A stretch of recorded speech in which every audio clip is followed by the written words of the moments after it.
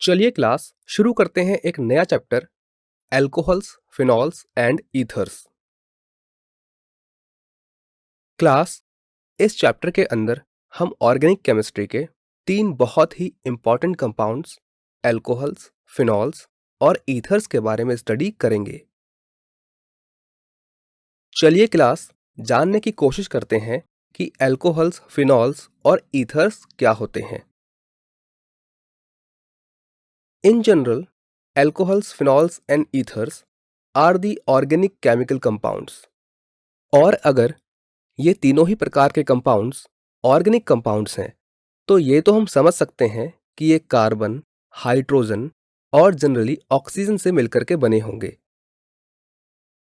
But ऐसे तो बहुत सारे कंपाउंड हो सकते हैं जो कार्बन, हाइड्रोजन और ऑक्सीजन से मिलकर के बने होंगे। तो यहाँ पर हम यही समझने की कोशिश करेंगे कि हम किन ऑर्गेनिक कंपाउंड्स को अल्कोहल कह सकते हैं, किन को हम फिनॉल कह सकते हैं और किन को हम ईथर्स कह सकते हैं। आइए सबसे पहले समझते हैं हम अल्कोहल्स को। तो क्लास एलिफैटिक हाइड्रोकार्बन्स क्या होते हैं ये तो आप जानते ही हैं। यहाँ पर हमने जो एलिफैटिक हाइड्रोकार्बन लिया है वो है मीथेन, जैसा कि आप यहाँ पर देख सकते हैं। जब किसी एलिफैटिक हाइड्रोकार्बन के किसी भी एक हाइड्रोजन एटम को या एक से ज़्यादा हाइड्रोजन एटम्स को OH ग्रुप से रिप्लेस कर दिया जाता है तब हमें जो कंपाउंड्स मिलते हैं उन्हें हम एल्कोहल्स कहते हैं। जैसा कि आप यहाँ पर देख सकते हैं कि हमने मीथेन के एक हाइड्रोजन को जब OH से रिप्लेस कर दिया तो हमें जो कंपाउंड मिला उसे हमने एल्कोहल लिखा है। तो स्टूडेंट्स, यहाँ पर यह बात बहुत सिंपल है कि जब एलिफैटिक हाइड्रोकार्बन्स के हाइड्रोजन्स को हम OH से रिप्लेस कर देते हैं तो हमें एक नए प्रकार के कंपाउंड्स मिलते हैं जिन्हें हम एल्कोहल्स कहते हैं। चलिए अब बात करते हैं फिनॉल्स की। तो फिनॉल्स के लिए अगर हम बेंजीन लें और बेंजीन के किसी भी एक H को या एक से ज़्यादा हाइड्रोजन एटम्स को रिप्लेस कर दें OH से तब हमें जो कंपाउंड मिलेंगे उन्हें हम फिनॉल्स कहते हैं। चलिए अब बात करते हैं ईथर्स के बारे में। तो क्लास अगर हम कोई एक हाइड्रोकार्बन लें, जैसा कि हमने यहाँ पर मीथेन लिया है जो कि एक एलिफैटिक हाइड्रोकार्बन है, और उसके किसी भी एक हाइड्रोजन को हम रिप्लेस कर दें OR से। ध्यान दिया आपने, इस बार हमने OH नहीं OR लिया है और यहाँ पर जो R है वो एक एल्काइल ग्रुप है।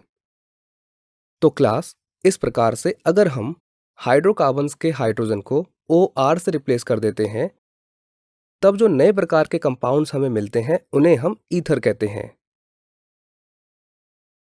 यहाँ पर एक बात ध्यान देने की है कि ईथर जो बना है इसको बनाने के लिए जो हमने हाइड्रोकार्बन यूज किया है मीथेन, जो कि एक एलिफैटिक हाइड्रोकार्बन है, इसकी जगह पर एरोमेटिक हाइड्रोकार्बन्स का यूज भी किया जा सकता है।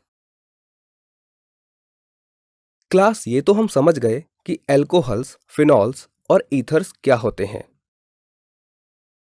अब क्वेश्चन ये है कि हम एल्कोहल्स, फिनॉल्स और ईथर्स के बारे में स्टडी क्यों कर रहे हैं।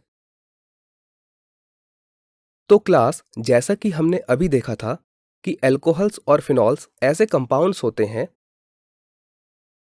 जिनमें OH ग्रुप्स होते हैं, यानी कि हाइड्रोक्सिल ग्रुप्स होते हैं।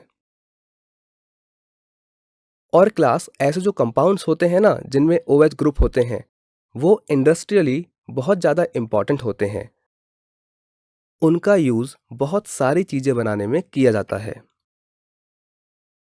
जैसे कि चेक बनाने के मटेरियल में, करेंसी के मटेरियल में, पेपर्स बनाने में, न्यूज़पेपर बनाने में। और कॉटन जो होता है वो भी एक ऐसा ही कंपाउंड होता है जिसमें OH ग्रुप्स होते हैं। तो स्टूडेंट्स, ये तो थी ऐसे कंपाउंड्स की इंपॉर्टेंस जिसमें OH ग्रुप्स होते हैं। अब बात करते हैं ईथर्स के बारे में। अगर हम ईथर के इंपॉर्टेंस की बात करें तो ईथर का यूज़ भी बहुत बड़े पैमाने पर किया जाता है। फॉर एग्जाम्पल, ईथर का यूज़ एनेस्थेसिया में किया जाता है। और ईथर एक बहुत ही अच्छा ऑर्गेनिक सॉल्वेंट है।